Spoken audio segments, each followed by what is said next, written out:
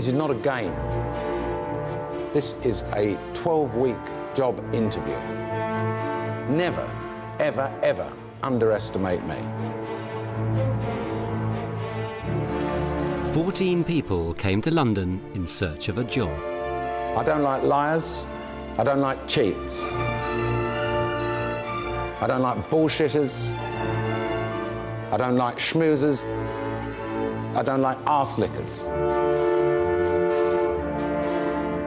They've come to battle it out for a job with Sir Alan Sugar. I would have told you to piss off. Tough and uncompromising, Sir Alan is at the top of his game with a global empire worth £700 million. He's offering one job with a 6-figure salary. I'm gonna fucking win this night if it kills me. To get it, they'll have to work and live together and face a weekly business task. You can't fucking fire me! Do you feel the pressure is building? This is the ultimate job interview. You're fired. You're fired. You're fired.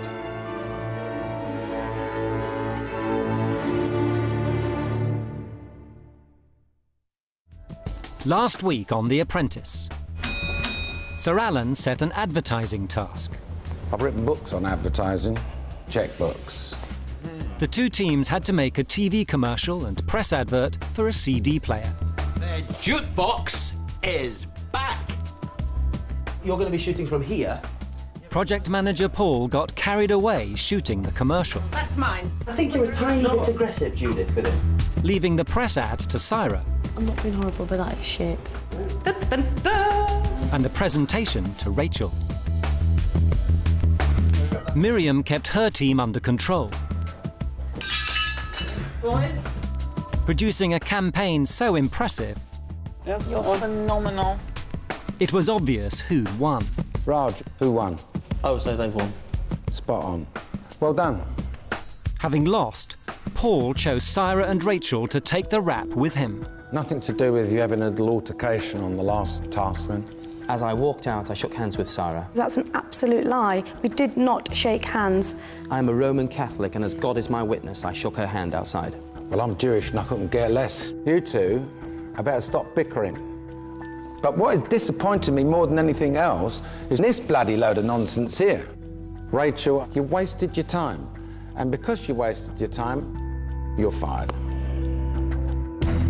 Rachel became the 6th casualty of the boardroom. Now only 8 remain to fight for the chance to become the apprentice.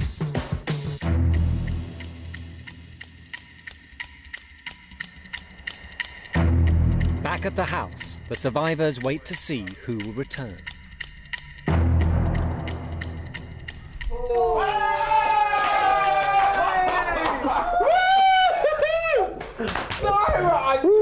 I knew it! Hello, welcome back. Seriously. Yeah. Welcome back, though. Absolute shock. Come, sit down, sit down. Come on. Welcome back. Welcome back, Honestly, though. I'm in absolute shock. I mean, every single one of us got a beating. Basically, Sir Alan just said it was fucking shit. I tell you what, between the 3 of us, it was a centimetre each way. And I'll tell you why I'm here is because I've got a gob on me. And I will fight tooth and nail to be in the position. That's it. He was like, you lot a bunch of tosspots. And I actually thought, you know what, Sir Alan, again, you're right. Bruised by Syra's attacks, Paul is uncharacteristically quiet. Sarah's a talker, and she started rabbiting, and that was the end of that. You know, I've done a lot of talking today in the boardroom, and, you know, I'll talk when it suits me, rather than just yank on like Syra. So what she said was basically drivel, but I just couldn't be asked to spin more drivel on top of that. If Paul was here right now, I'll say, Paul, on the next task, I would not like to work with you because I want to be on the winning team. And I think if you guys want to work with him and you think he's a, you know, whatever, go ahead. But as far as I'm concerned, he's a liability.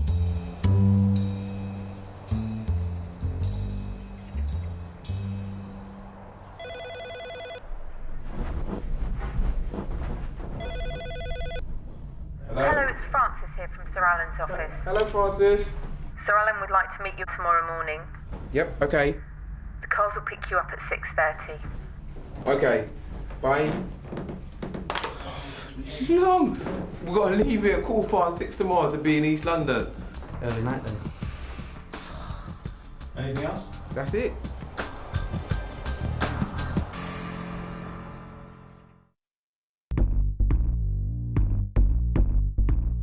Sir Alan has called the teams to Hackney, where he grew up. He's involved in the restoration of one of the area's best-loved landmarks. In 12 hours, the Hackney Empire reopens to the public with a fundraising gala that forms the stage for the next task.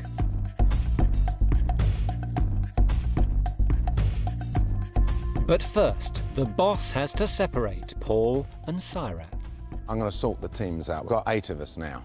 Paul, just stand over there, and Syra, come stand over here. Now, it's quite common knowledge that the pair of you have not got on in the last couple of weeks or so, and I don't want to get into the debate on that. We're going to reshuffle the teams, and the good news, as far as I'm concerned, is you're going to be on one team and you're going to be on another team. Start picking a person for your team. James. Tim. Raj. Benjamin. Sebastian. It's a pleasure to have you, Miriam. Now you're assembled as 2 new teams. Ben, you're about the only one that hasn't been a project manager, so I'm not actually suggesting it, but it might be a good idea if you want to show me your skills, if you consider it. As you know, it's a very responsible position, because I think all of you have been in the boardroom on a losing team by now, have you not? Except for, of course, James. But there's always a first time. There is. This particular place means quite a lot to me because I was born just a few yards down the road and went to school just over the road there also. So the task this week is going to be for you to come up with the money that's needed for this great theatre. And I'll tell you how we're going to do it. I've lined up 10 celebrities. You're going to have to go and see these very important, temperamental people, and you're going to have to use your negotiating and persuasive powers to get something out of them that we're going to auction here, and the team whose 5 items raise the most amount of money are going to win. The team whose 5 items don't raise the most money will obviously lose, and one of you in that team will get fired. The new teams separate to choose their project manager. Not a particularly difficult decision. No. No. I have been hiding behind the others. Why not? I mean, it's tactic number 1, isn't it? If you can stay out of the boardroom as long as you possibly can, then why not do it? And I think if you're project manager, if you lose, you're going in, aren't you? I knew I had to be project manager at some point, so I couldn't have dragged it out really any further. In the other team, James throws his hat into the ring, keen to show Sir Alan he is management material. At some point, I will have to go into the boardroom. Now is as good a time as any. And quite frankly, as long as I'm performing, it doesn't matter whether I'm on the winning team or the losing team. Hopefully Sir Alan won't be picking me. Each team has a list of Sir Alan's 10 VIPs. I think that's perfect dinner with Michael Winner at his best restaurant. That would be a good one. The teams are called together to pick 5 VIPs each, under the supervision of Sir Alan's advisor, Nick Hewer. Heads. Heads it is. Cool. You go first. Okay. Our first choice of VIP is Michael Winner. Our first choice is Mel Smith. Okay. Ben goes on to pick garden designer Dermot Gavin, 2 cast members of Chicago, ex-footballer Ian Wright, and chef Anthony Worrell-Thompson. James goes for breakfast show host Eamon Holmes, hypnotist Paul McKenna, rugby star Richard Burkitt, and politician Mo Mowlam. Convinced they've made the best choices, both teams head for internet cafes to research their celebrities. But Sebastian gets off to a shaky start. Mel Smith has very kindly agreed to take part in a charitable auction event. And what for? For the Hackney... What's the exact name? Hackney It's the Hackney Empire, which is a theatre in the East End. I'm one of the individuals trying to organise the event. Okay, and where are you calling from? Hackney or...? Oh, we're calling from Hackney, yes. Right, I didn't know what the Hackney Empire was called. No, well, I did. It was just a slight lapse. Project leader James isn't impressed. It would be very helpful if you could remember the name of the place that we're actually... It does help, I do. So let's all remember that. I have obviously given you sheets that you may want to read before you make the next call, so that you can actually talk a little bit about what it is that we're trying to do. Let's just see that as a little pointer. Ben's team are off to a rendezvous with their first celebrity. Michael Winner's been involved with charity auctions in the past. Wicked. So he's up for it, basically. Oh, I think so. But is he up for giving us his roller? Or Aston Martin? I think the Aston Martin might be a bit of a push, but we could try that. We are the cheeky boys. We are the cheeky boys. We are the cheeky boys. We should have wore hot pants, shouldn't we? Oh! We are... Mine's in the wash. We No. are the cheeky Your boys. pants look like hot pants anyway. So. No, that's Tim's. He's the one that wears them, you know, the arse cheeky ones. Not that I look at them. So around here somewhere, is it then? Oh my goodness. There it is. Look at that, look at Terry's. That is huge. That is colossal. Aware of Michael Winner's reputation as a ladies' man, Ben gets Miriam to do the talking. Hello. Now, what can I do for you? Well, we really appreciate your time and availability, because we understand you're a very busy man. I just want to outline a little bit about the charity auction that we're hoping that you'll contribute to tomorrow. What is the charity? So it's Hackney Empire, which just a minute. There are people starving. There are people dying. Yes. There is famine and drought. There are British people who cannot get into hospitals. There is malnutrition. And you are collecting for a variety theatre? I think the theatre has a very important place in the community. It's very much always been the heart and centre of that community, and they're very keen to help underprivileged kids who might end up... What about children who are dying? This is what we're hoping to achieve today, is for the Hackney Empire, and they've been through a big refurbishment, and we want to help them finish that so that they can continue on their absolutely essential work in that community. Very good. Does anyone else speak, or just you? Well, anyone can speak, but we thought it'd be better that we didn't all swamp you. You mean they delegated you to speak? Absolutely. That's very nice. That's all right, fellas. Very tactical in this day and age. Delegate the woman to speak. That's politically correct. What have you got to say? Well, just to reiterate... Well, don't reiterate it, I've heard it already. Hello. Nice to meet you. Massive pleasure meeting you. This is Sarah. Hello. James's team are with Paul McKenna, a personal hero of Raj, who's offered to lead the negotiation.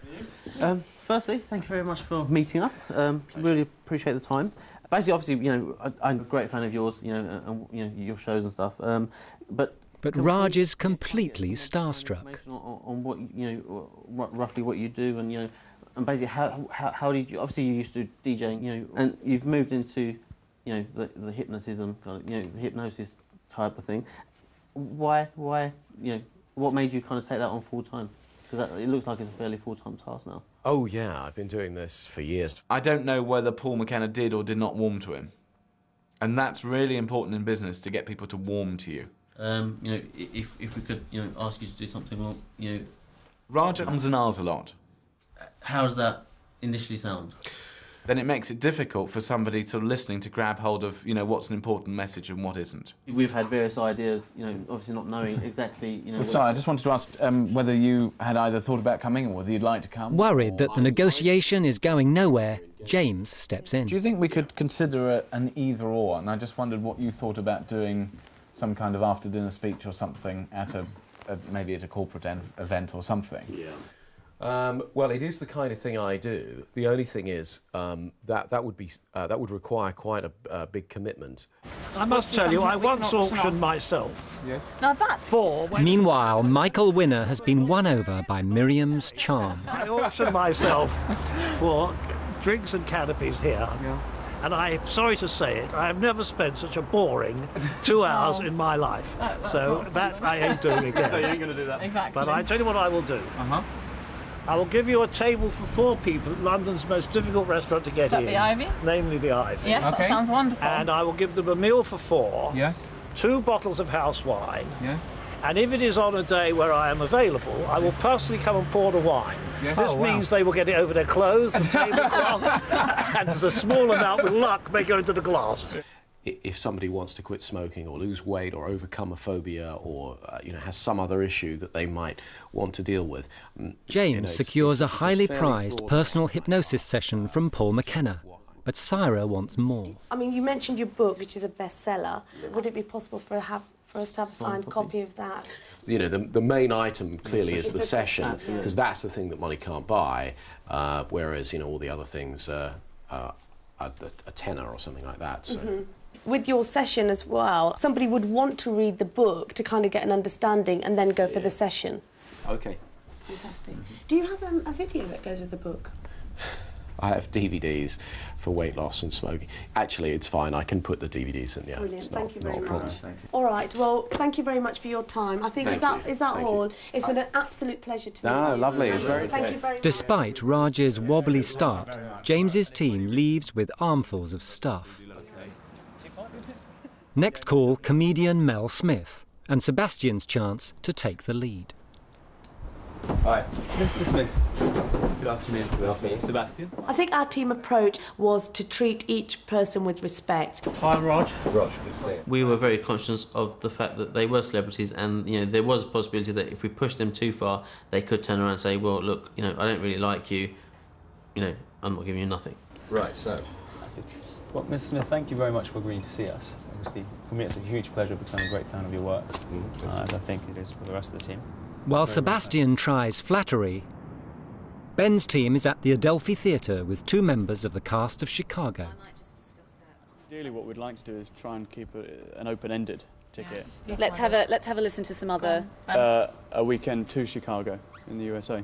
Just flying them out. Personally, could I go with them? Yeah, that's fine. I'll go with them. Well, I certainly can't afford to fly somebody to Chicago, so. We've been sort of thinking many things through. We have a number of ideas, but before we sort of launch into those, I thought it might be appropriate to ask you a number of questions. Get to understand a little bit more about you, your backgrounds, your interests, your hobbies. What sort of events do you enjoy? In terms of...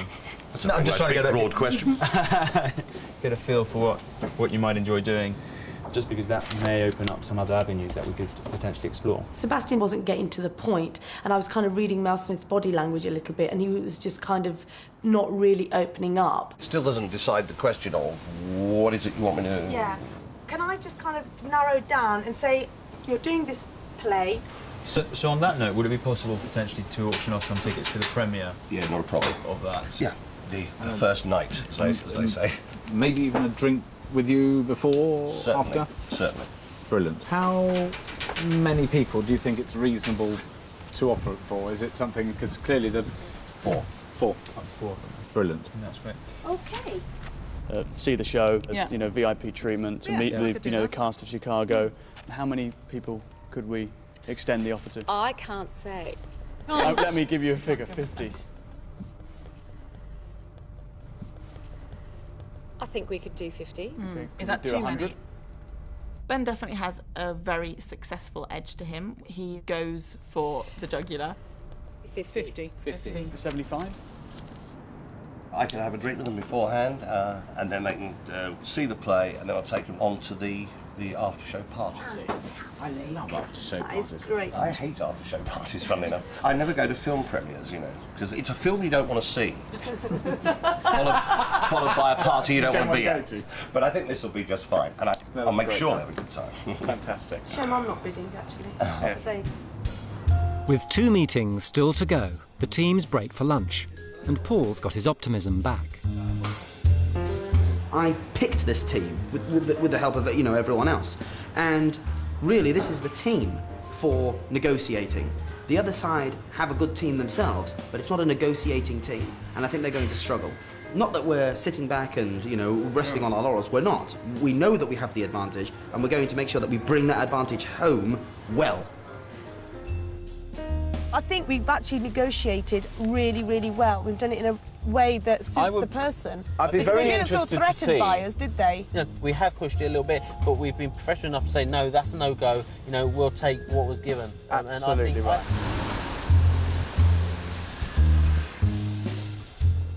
Next, for James and his team, the GMTV studios and presenter Eamon Holmes. Please take a seat. Thank you very much indeed. Welcome to our humble abode. This is rather exciting. Yes. Before James can get going, Eamon gives the team a full-on TV chat show schmooze. So I could talk to you all day. Do we have to talk? Are we not just... I think you and I relate. Now you're sitting on the couch. I know.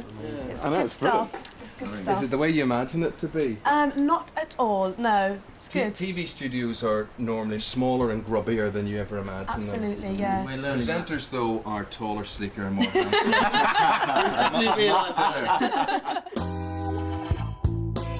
He's obviously gardening orientated. What else did you groom from him about his background? Ben's team is en route to TV celebrity garden designer Dermot Gavin. I mean, he is quite famous for wearing a particular leather jacket. You know, if we get down to that, to there, that red and black one. That red and black one. I don't think he'll part with that, but we can ask him. Hasn't he got a motorbike? Yeah, he's a biker. Is he a biker? Can we have his motorbike? Buoyed by their success getting 50 Chicago tickets, Ben's team are thinking big. Pretty big one. That'd be a nice one, wouldn't it? That would be a nice one. Gotta ask him that one, wouldn't we? Ask him what motorbike he's riding at the because if it's a piece of shit, we probably won't want it. Bike and a jacket. Yeah. And his leather jacket. And a full tank of fuel. Yeah. And taxed. Oh, it's got to be taxed. No nonsense. I don't want a flat tyre and no tax. We were thinking whatever you could do to help us raise as much money as we can for Hackney, for the Empire, for the area.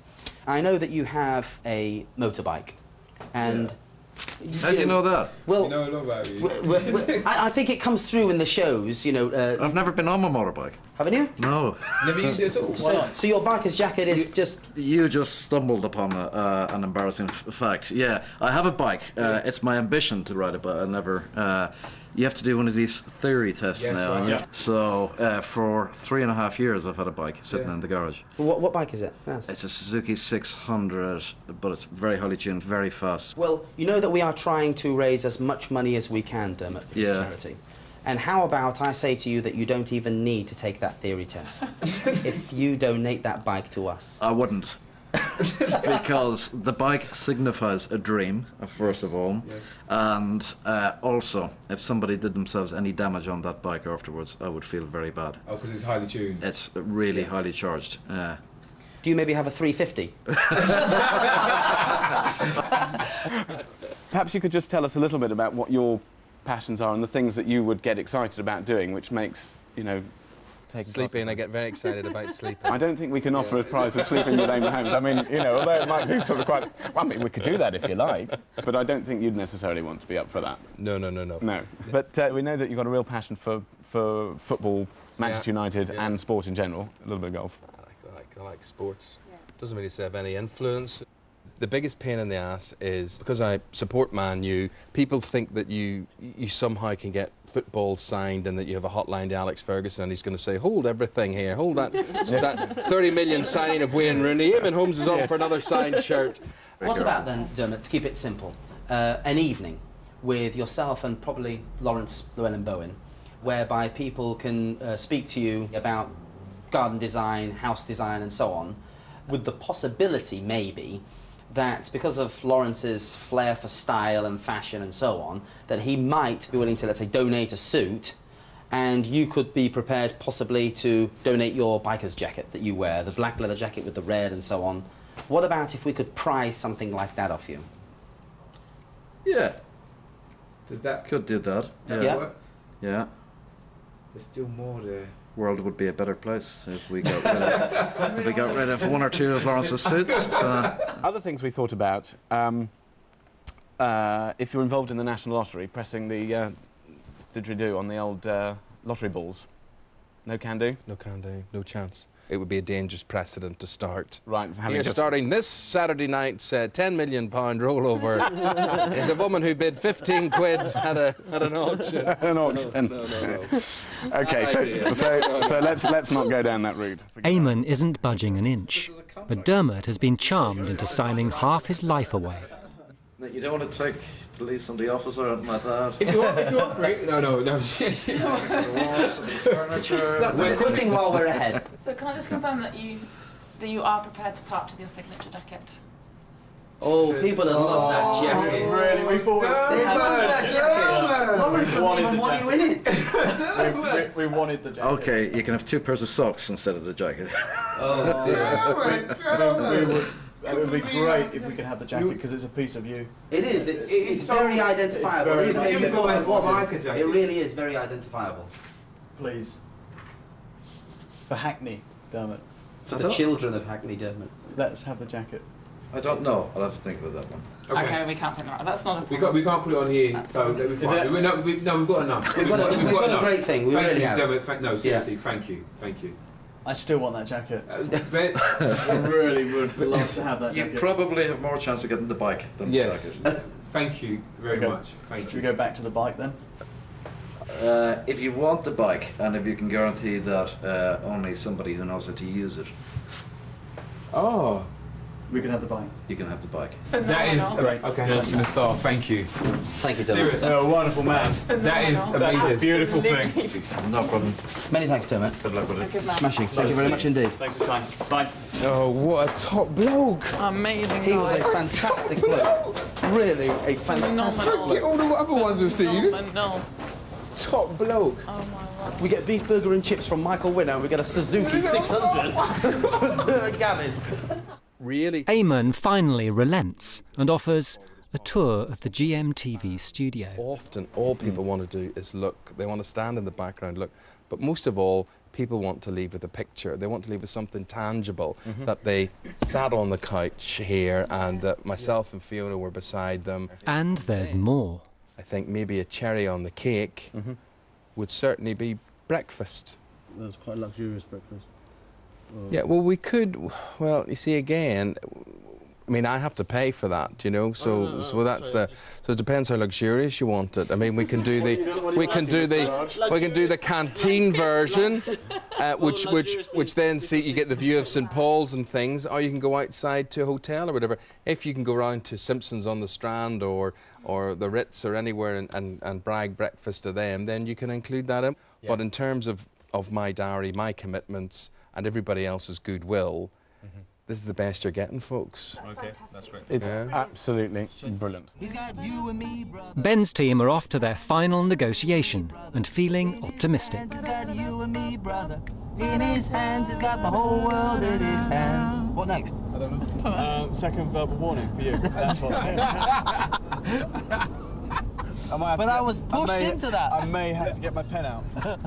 They're meeting Tim's idol, the former England footballer Ian Wright. The key for us is to get some really, really good interesting items, utilising your fame, obviously, to try and raise as much money as possible for the actual charity. I don't do the auction stuff that well, because, like, you know, it's a personal thing. You give your stuff at auction, and then, you know, it's kind of like your ego gets, because it might not go for like the money you want it to go, and then you feel all. That's why I normally. But Ben's not giving up. I don't normally do. What is it you most love doing? I play golf. Okay. How many sets of clubs you got? I don't know, maybe 5, 6. Okay, could we have one of your sets of clubs? No. Ben thinks Ian Wright's England golf bag is just what's needed. Right, I mean, that would be fantastic. I can't give away my England '98 golf bag. Yeah, man, you can do that. Why? How can you just sit there and just say that straight off the back? The only thing I could say is knowing what it's going to contribute in terms of for the people who are going to go to Hackney afterwards. The aim is to raise as much money as possible, so we need something from you, Ian, that is as lucrative as possible. Yes, for the competition, but in addition that for Hackney Empire, because we don't get no money out of it. We're doing this all for free. We're running around like headless chicken for a competition. For a competition? So you're not really, so really saying you don't care about the charity? Really? No, I didn't say that. No, it's just the way you came over, you said you're running around like a headless chicken. I'm talking about previous tasks. What I'm thinking is, are you just doing this just to get my stuff for some competition, or genuinely to raise the money? Because, like, Ian, because it's personal stuff, man. It's personal stuff, isn't it? So you got to, please. I feel absolutely passionate, I have to say, simply about what they're trying to do as a theatre. I thought it was going to be a nice conversation, we'd have a discussion and then we'd see what he'd be willing to give. To a degree, I overplayed the pitch by mentioning competition, and that struck a very negative chord with Ian. This is to do with expanding horizons for children, for adults, for underprivileged people, for, you know, for a whole community, and to give back a bit to that community. Right, so, you know, so now, if you said that at the top, you know what I mean, most probably been finished by now. Because now I know that there's someone here who's actually passionate about the fact that they want something for for that reason. Otherwise, you know what I mean, what, we're going to sit there for another couple of hours, Tim and Smooth Ben, you know what I mean? Miriam's pitch rescues the situation. So there's an England 98 golf bag with Ian Wright's name on bag. Can you sign it for us? Well, I will sign it for you. But the team's confidence has been shaken. We were losing it. Big style. I don't even know who Ian Wright is, so I thought I'd just keep my gob shut and let these two do the talking. It knocked me. I'm not going to lie, it knocked me. It knocked me. I was knocked, yeah. Move on, mate. Pick yourself back up. I will. You did good in there, boy. You did really good. You did good. You started it off really well, and like what you said, I think really engaged him, and you had some brilliant ideas. Me? You did good. What about me? You did really good. Nobody hugs me. No, Paul, go away. Nobody hugs me. Tim. Good. It's just not right. Don't let it get to you.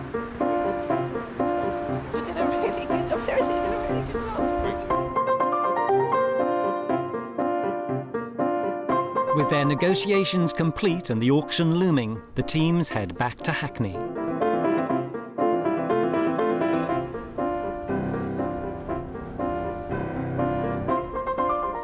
The evening will be hosted by Griff Rhys-Jones, who's presided over hundreds of charity auctions. So he can give the teams an idea of how well they've negotiated. So this is all your list, OK? Yeah. Now, Dermot Gavin's. Very, that's great, isn't Yes. it? The 50 VIP tickets. Yes. Yes. That's extraordinary. Yes. And that's a real firm's Paul, out. you want to give him your idea? Yeah. We are thinking corporate do. Because there's a lot of businessmen going to be here. He could take We a hope. whole department, Yes. like a Christmas That's do. true. It's open-ended, there's no sort of time frame that it has to be. All right, adhered OK. to. We'll see you later. Good luck. Good meeting you, Good Griff. luck. Thank you very much Good, indeed. If I bugger it up, you're not allowed to kill me, I'm afraid. Hello, Team B. Hi. Hello, come on in. James Max. Hi. Hello. Nice to meet you. Nice to meet you, Sebastian. Sebastian, hello. Come and gather round. Excellent. I've been, as you know, through Team A, and I won't go through all the boring bit of explaining why I'm going to sit and you're going to stand. Absolutely fine.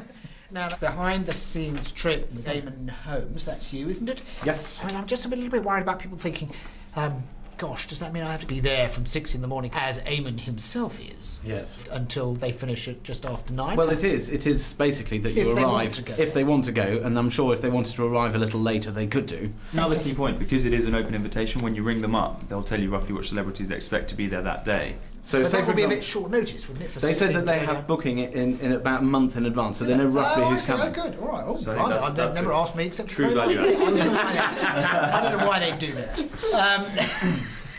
If anyone can sell it, he can. So I think we've given him some really good stuff to have a go at. And I'm presuming the team agree. I think we got some cool stuff. Yeah. And it's down to the night.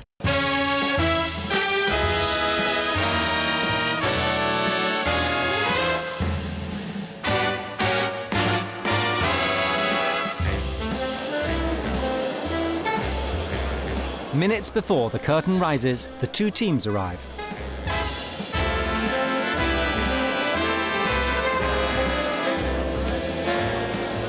James's team take their seats, but Ben's work the audience to drum up interest in what they've got to offer.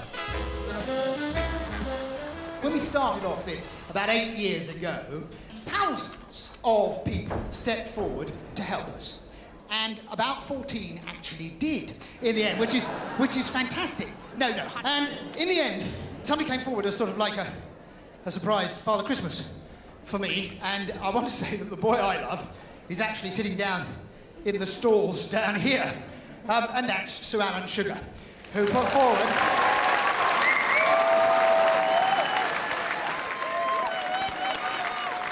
Lot 1, generously donated by Michael Winner. That's us, isn't it? The dinner for 4 people at Michael Winner's table in the Ivy restaurant. I happen to know there is a 19-year waiting list for a table at the Ivy. That's what they told me, anyway. That's 1,400 going once. We've got 1 6. We've got 1 6. Oh! Bidding's brisk and soon reaches 2,000 quid. 2 2 down here. It's with you 2 4. Is that 2,500, sir, you're winning? It's 2,500 up there. 2,500, sir, 2,006. Any advance on 2,600, going once, going twice, that's sold. 2,600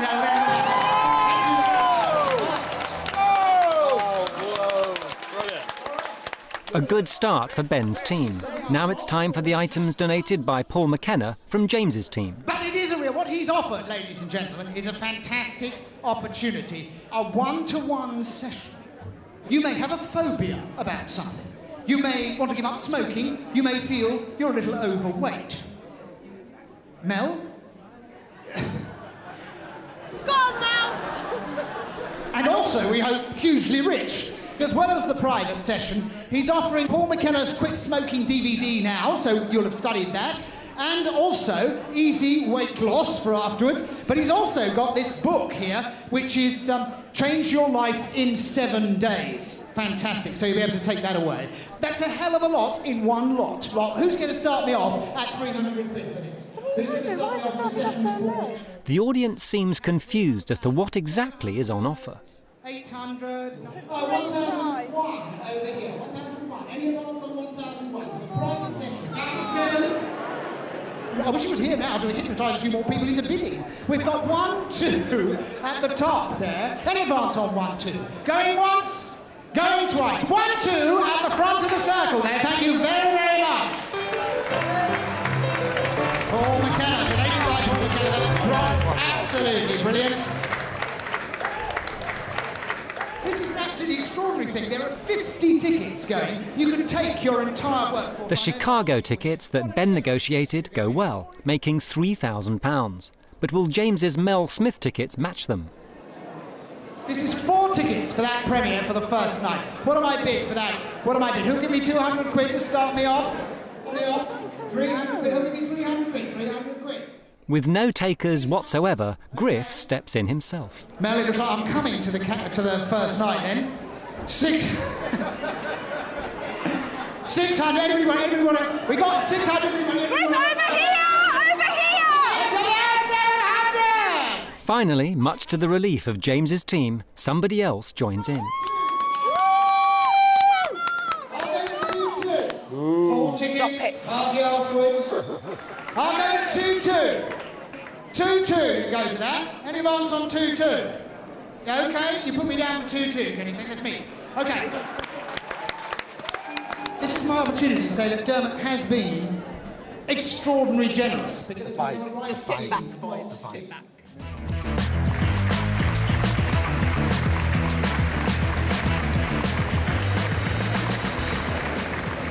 I've got this in the garage, and I've never written it. That's incredible. They can't believe it. They cannot believe it. 2,500 I have down here for the motorcycle. 2,500. Who'll go above 2,500? 3 in the back there. The bidding passes 4,000 in seconds. 4,700. 5. Any advance on 5? Going once, going twice. 5,000!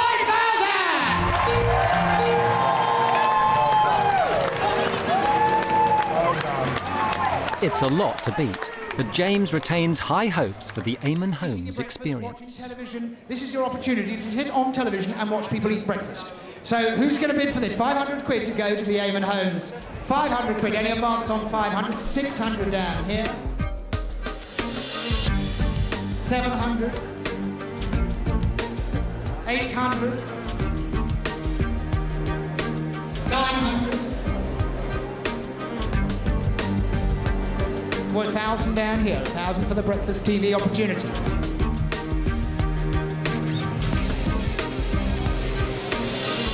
With the auction over, Sir Alan calls the teams together for the result. Well, we've done very well as a group.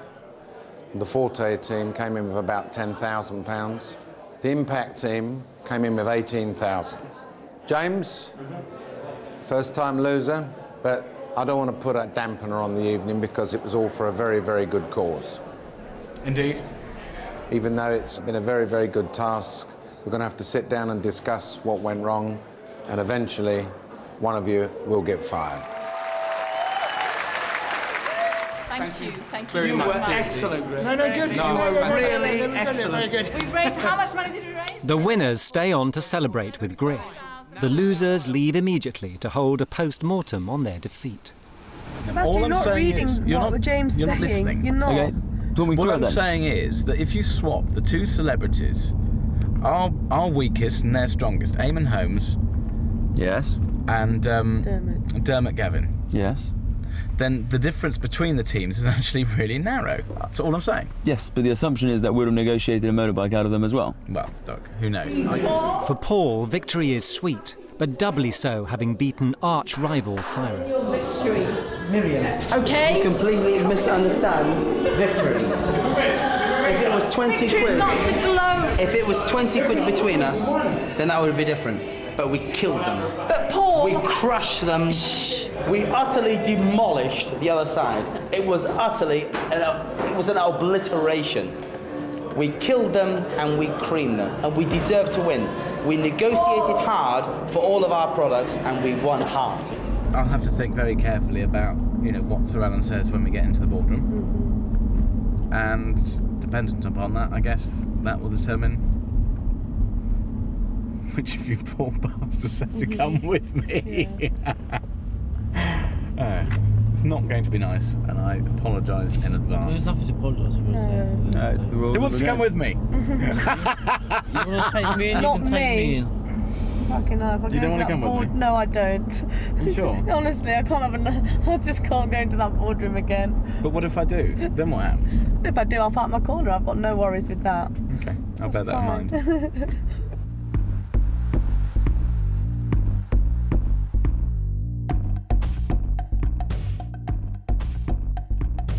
Having given the result, Sir Alan calls the losing team to meet him in the boardroom.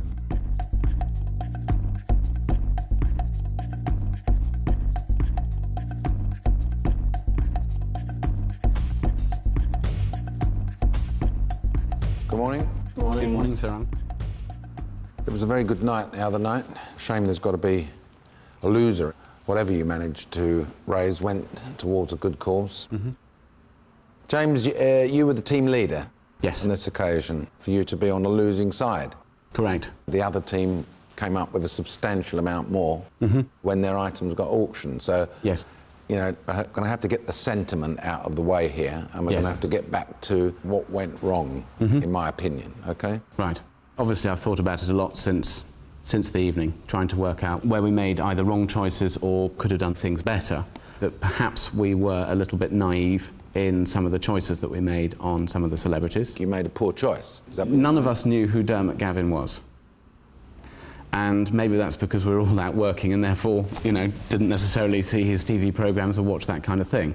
And it's a shame that we didn't know who he was, because I think, had we done so, he would have been higher up on our list.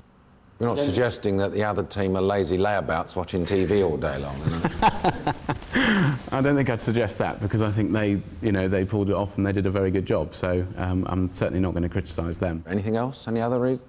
At the time, I think that we got as much as we possibly could out of the celebrities. I don't know whether they were prepared to offer more, but the approach that I felt that we should take, and I think we all did, was that you can push people so far, but, they're important people, and we didn't want to come across over-pushy about it. Yeah, I mean, I did make the point when I introduced this task to you that these people are pestered every day of their life. Exactly. And what I was trying to see from you lot was how you could deal with it, and persistence was needed. I think we were persistent, but I think we were also respectful of the fact that there were one or two who you could see that the shutters were coming down, and I think all of them, I would hope, would say that we conducted ourselves professionally. We did push them, we did ask them a lot of questions, we did come up with different ideas and proposals, and quite frankly, I think, I was very satisfied. Yeah, I mean, my call on this, from the outside, is you just simply didn't ask enough. You didn't push for a bigger item. I think we did push hard, and I think we did get a lot out of them. Can I just mention, for example, the Mel Smith one, tickets for his play that's going to come out. 2, and then it was 4. Nobody said, what about 8 tickets? What about 10 tickets? What about 2 boxes? This is Sebastian, wasn't it? That was Sebastian. If it wasn't for Griff Rhys-Jones, I don't think he'd have got anything that night. He bought it himself. Did you know that? But it did get bid up to £2,000 before Griff went for the 2,000. There's something that goes on in auctions which is called bouncing it off the wall. Do you know what that expression I disagree because I was up in the Arc Circle and I actually saw the lady bid. Do you know who she was? His wife. His wife. Is it the wife? Most probably, yeah.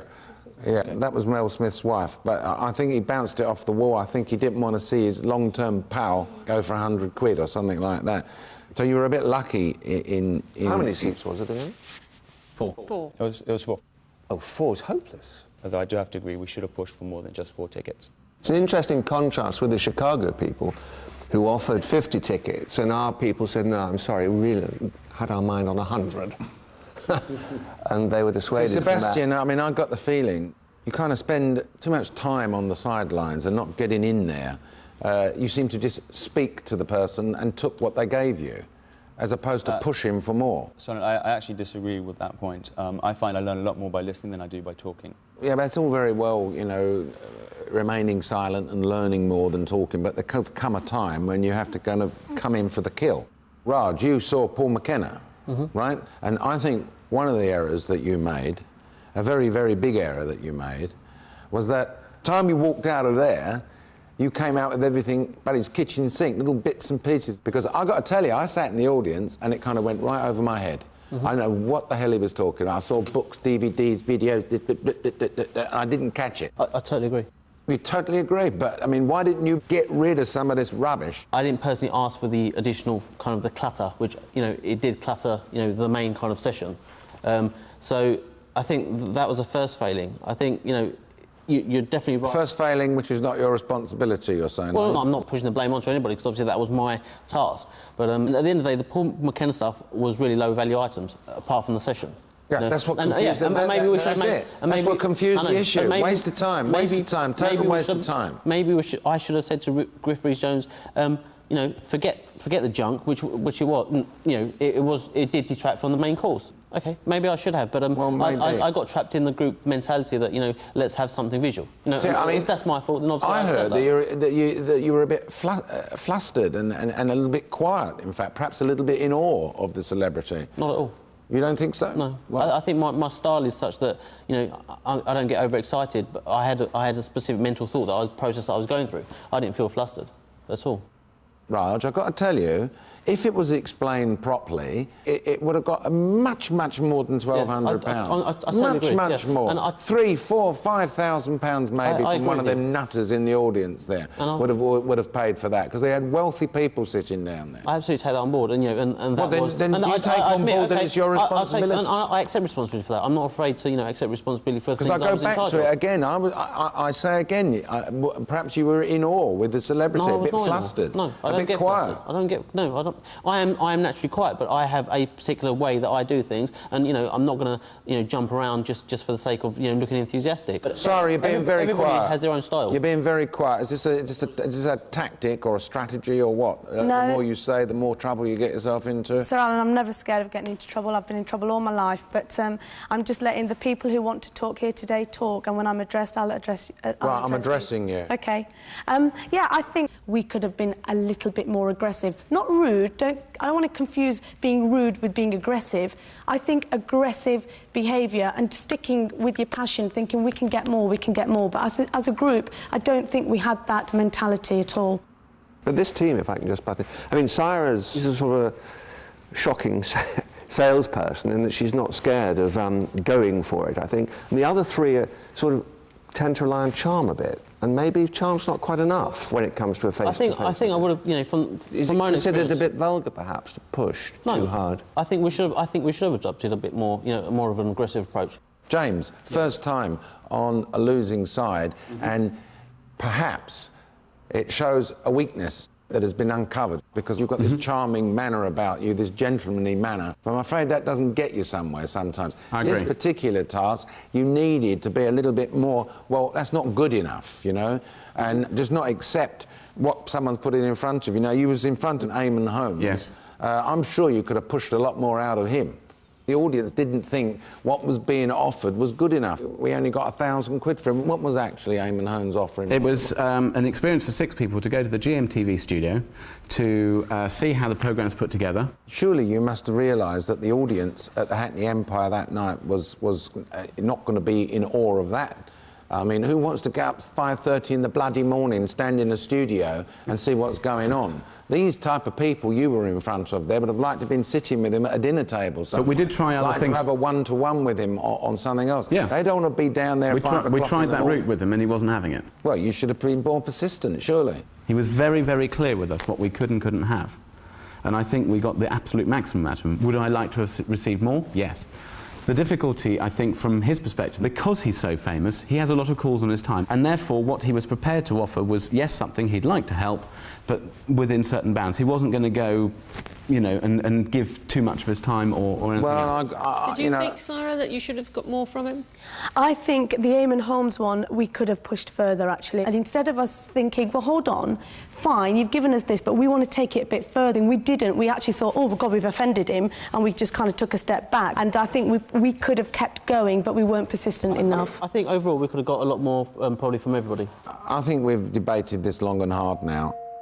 James, as team leader, you know the rules. Yes. So will you tell me who you think should stay behind here with you in the boardroom? What I'd like to do is I'd like to ask Sebastian and Raj to come back with me, because I think Sarah performed over and above for our team, and it would be unfair for me to ask her to join. OK. Sarah? Thank you, James.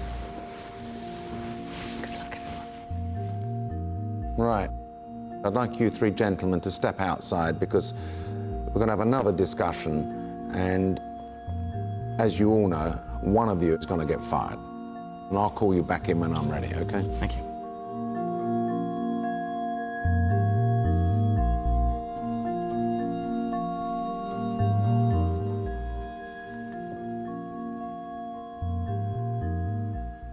They wouldn't have got a bike from dear McGavin. No. The way they went into the other things, they would not have got that bike.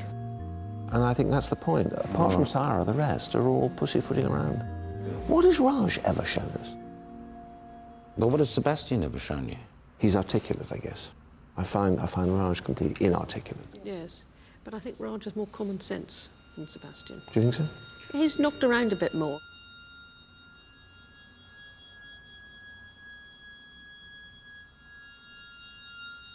Now, Francis, could you send the 3 gentlemen in, please? OK, gang.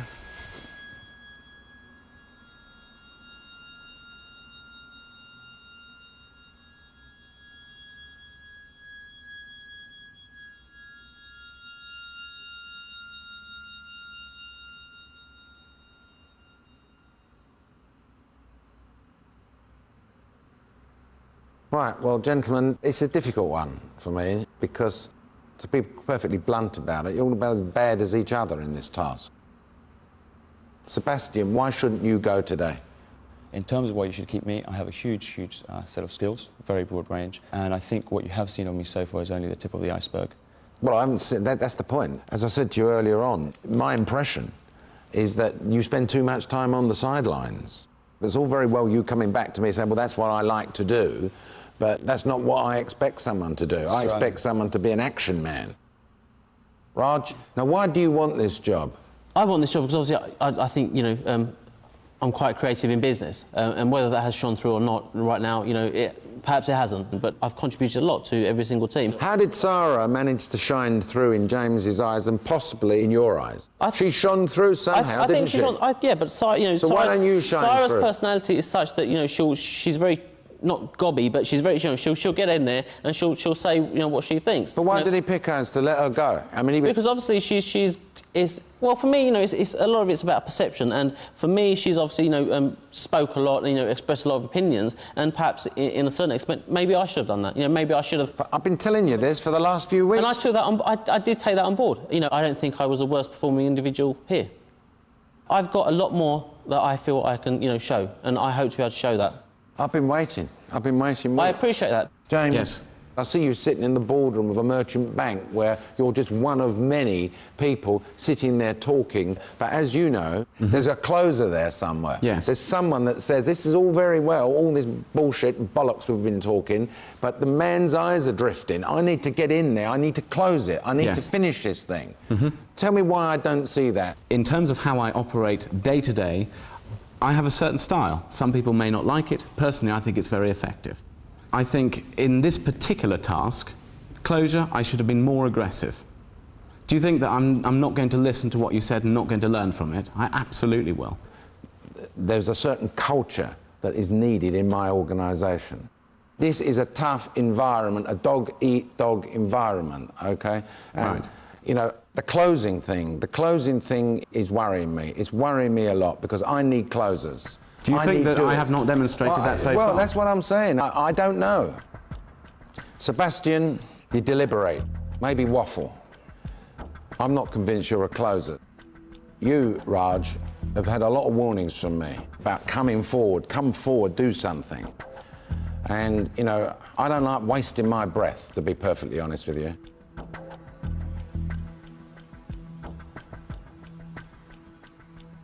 Sebastian, you're the one that's worried me most today. People tend to take the characteristics of their products, I think. I personally have always been a very bang, bang, get stuff made. That's Amstrad, that's me, good quality products, a bit rough and ready. I see you more as a Cartier and Rolls-Royce man, to be perfectly frank. And it's with regret that I'm going to tell you that you're fired. OK, gentlemen, off you go. You. No more warnings, I promise you. You heard what I said. Off you go. Thank you. Thank you.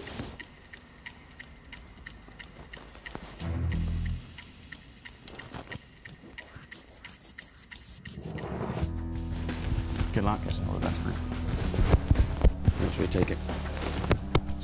At the end of the day, we are looking for someone who's going to come and work for me in my organisation, OK? And therefore, they've got to have a certain kind of sugar culture. Smoothie, nasty, that's all right. But they've got to be a killer instinct somewhere here, and I don't think he's demonstrated that yet.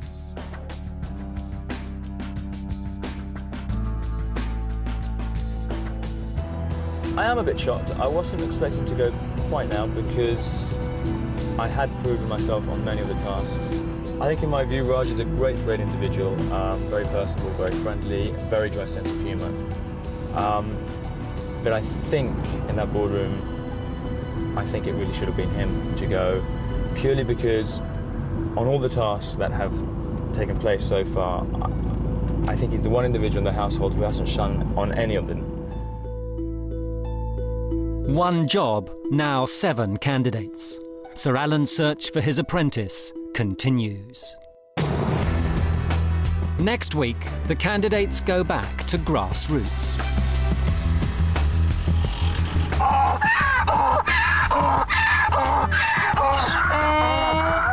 Their task, to turn raw ingredients into wholesome food and sell it at a farmer's market. I have a spider in mine. Oh, no! I've used all the possible phrases I can use to describe how much of a fuck-up this all's all turning into. You didn't control the costs. Let me just revive him. He was thinking more like the £32 mark, if that's at all possible, Dale. And that's where you went wrong. As town meets country, who will be the next to go? Hello, sir. Are you in a hurry? Yep. Would you like to buy some chutneys? You're fired.